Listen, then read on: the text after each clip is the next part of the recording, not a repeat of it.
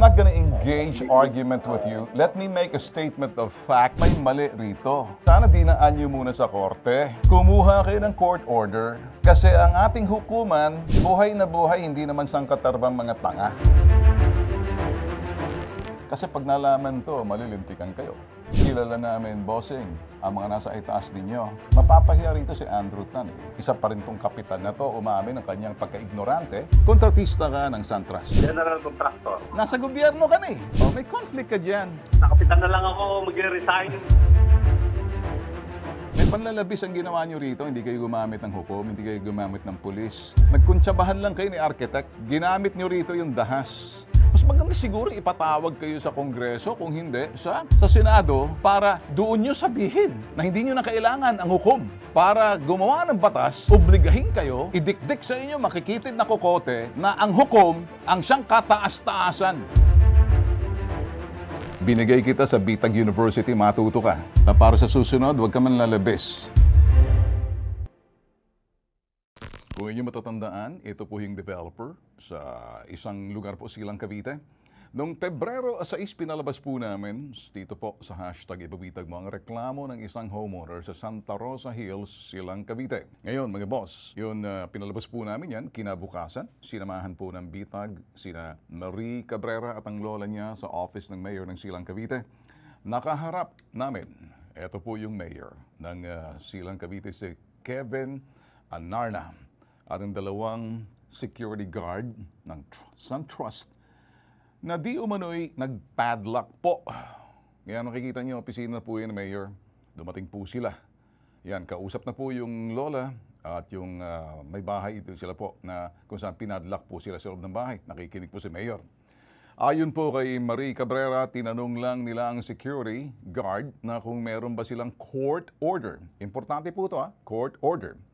Sa namang bagay, pagdating po sa mga eviction notice sa loob ng subdivision, kahit pagmamay-ari mo yan, bibigyan mo ng sapat na panahon, gagamit ka rin ng sinasabing serbisyo na kung kinakailangan, court order, ang magsasabing, umalis na kayo dyan. Kahit na meron kayong kasunduan. Sa akin paniniwala, hindi po tamang ginawa po rito ng sinasabing SunTrust. Ayon naman kay Willie Caparas, ang security guard ng Santa Rosa Hills Subdivision. Wala pa tayong picture? Ito po yung dalawang security guard na to. Sumunod lang daw sila sa utos po ng boss nila na paalisin at ikandado yung bahay. Dito na may problema. Bago matapos yung diskusyon, sinabi ni Mayor na dapat may court order, ipinakita ang mga sikyo. Yung mga security guard, gagawin lang po yan. Kung minsan nagkakamali, sila po'y sinasalang, ginigisa sa sariling mantika. Kaya manood po kayo rito para maintindihan nyo, no? Siniguro naman po ni Mayor na tutulungan ang mga complainant na pagsampaho ng kaso bilang ama ng bayan. Binalaan din ni Mayor dalawang security guard na huwag ikutan ang complainant sa kanilang bahay sa kadahilanan na trauma na sila sa insidente. Abay, teka muna, nag-iikot pa kayo. Hambalusin ko kayo mga guard kayo. Buti nga ka mo, mabait po to si Mayor. Kinabukasan ay tumungo naman ang Bitag sa barangay upang magkaharap sina Barangay Chairman Mario Marqueses at ang architect ng SunTrust, si Romel Indian.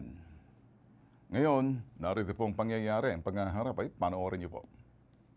Hinihiling talaga kayo na umaten kahit wala yung credit and collection para malaman din ang side ninyo. Antayin namin kayo.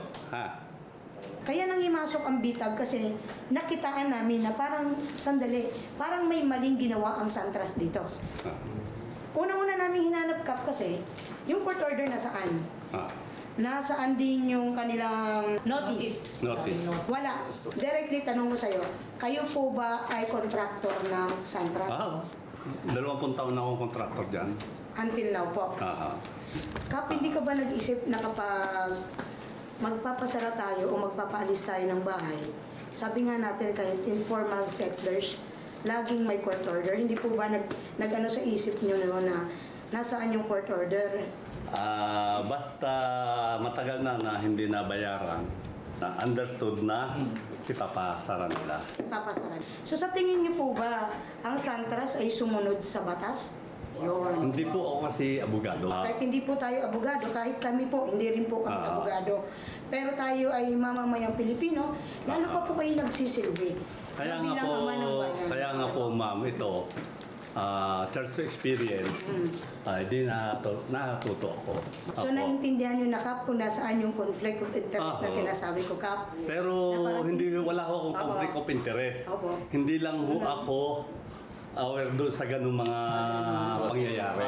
Para sa sakyan. Oo, kaya sa susunod, kahit pa ako ay contractor ng Santras, Yes. at may tasara na naman sila, ay di maraming salamat ma'am. Yung court order ang hahanapin ko. Kap, sa tingin nyo nagkaroon ng pagmamalabis dito ang Santras? Doon sa sinasabi nila na isinara, Opo, dun sa na pagpapasara naandun ng tayo. tao, Yes. ay talagang may pagmamalabis yun. Meron po kaming contract with with Ma'am Cabrera, with Santras and Santras. So, binded po ito, naka-sign po siya rito, na kapag ka po ang buyer hindi po nakabayad ng bahay, so iibig po niya ang house without any judicial procedure or court order. Kaya ganito nga sabi ko nga, Kap, di ba? Apo.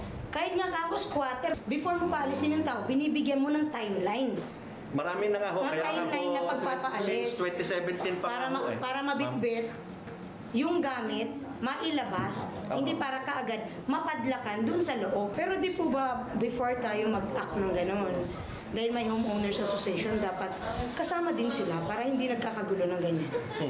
Tama po.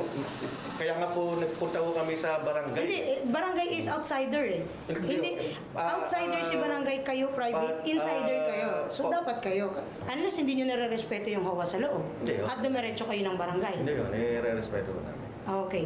Kasi in the first place, sige, pagpalagay natin na may mali siya, may mali din kayo. First of all, yung ano nyo, kung walang kukuha ng mga bahay dyan, tatayo yung Santras na yan? Hindi naman, di ba? Kayo dyan sa Santras, makinig kayo. Ikaw kapitan at ikaw architect. Ikaw architect Romel Indan, Santras, halatang checkmate ka na. Pinagtatanggol mo, kamalian mo. Kahit na pagmamayari nyo, kahit na 2017 pa yan, kasi ang mag-execute yan, hindi ang Santras. Gagamit ang Santras ng legal na proseso, ipapakita sa korte. Kaya sa linya ng telepono, si Architect Romel Indian. Sir, napakinggan ko po yung rason po ninyo pagharap doon kay Barangay Chairman, ganun din po, inilapit po namin sa Mayor.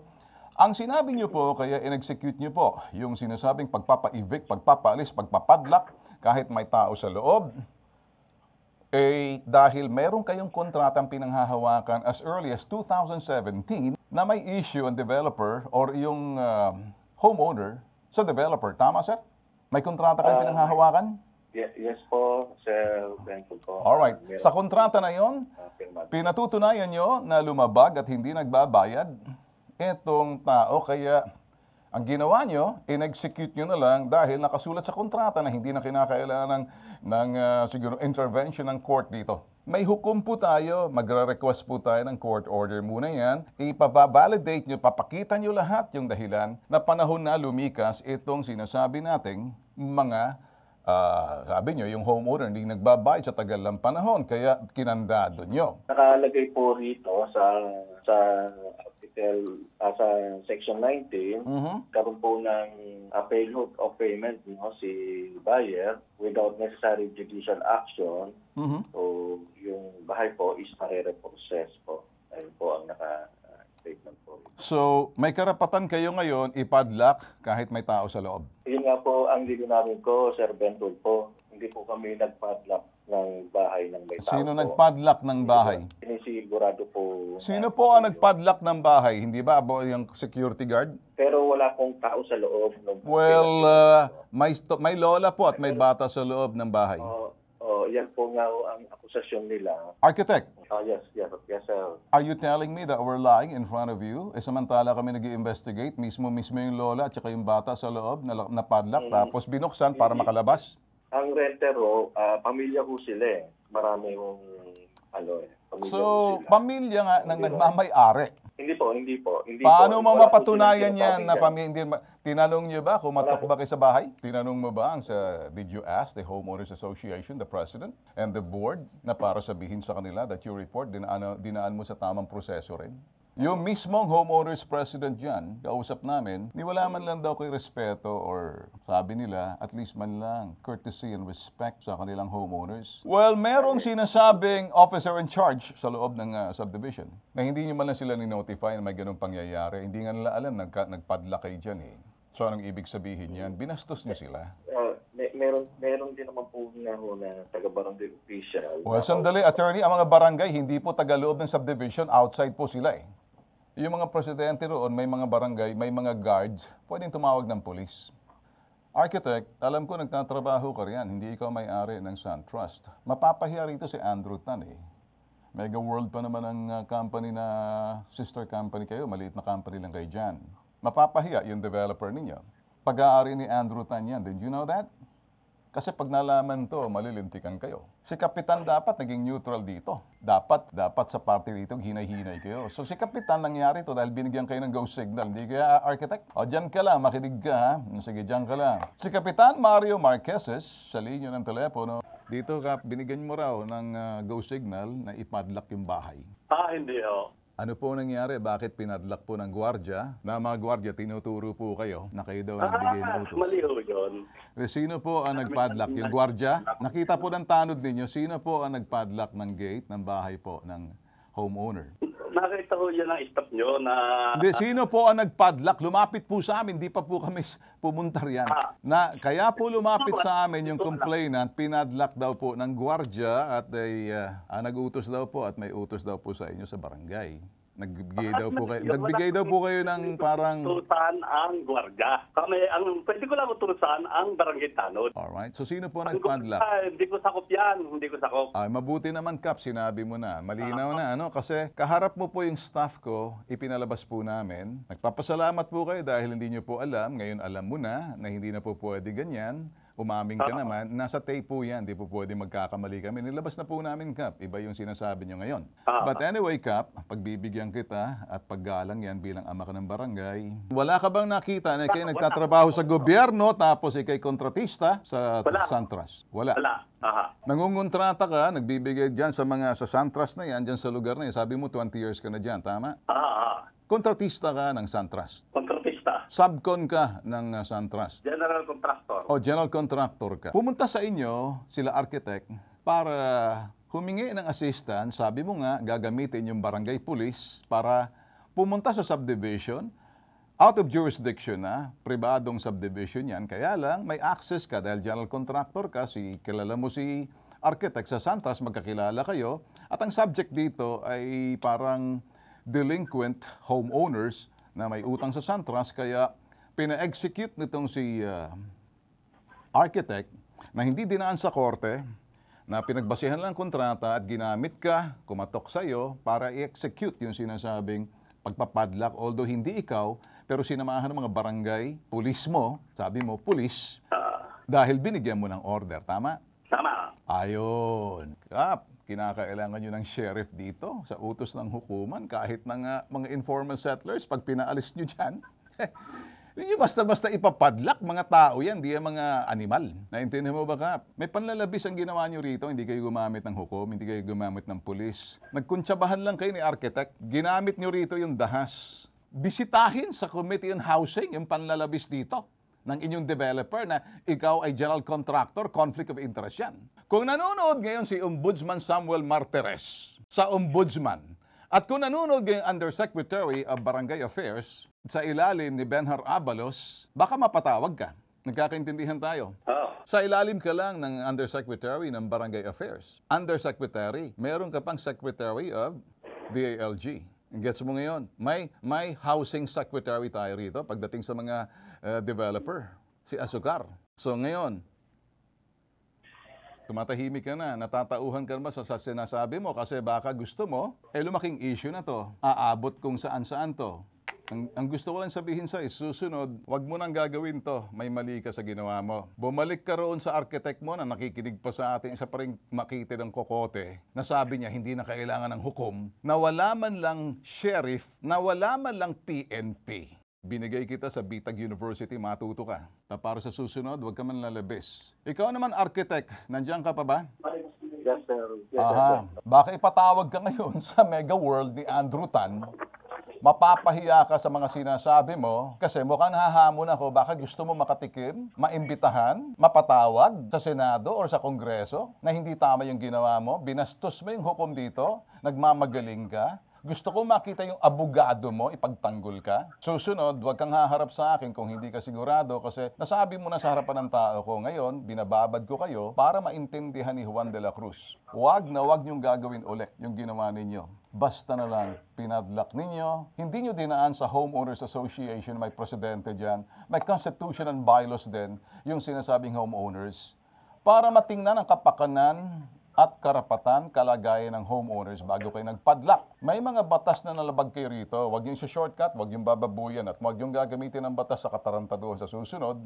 Gusto kong sabihin sa inyong dalawa, kayo kasi, ikaw Kap, may conflict of interest ka na. Kung nakikinig ngayon sa atin dito si Ombudsman Martires, pag may nagreklamo sa iyo dyan, ma-ombudsman ka. At ikaw naman, architect, naku, baka masilip ka. Baka malilintikan yung iyong license dyan. Alam kaya ni Gov tong ginagawa ninyo, Kap? Yung ama ng lalawigan?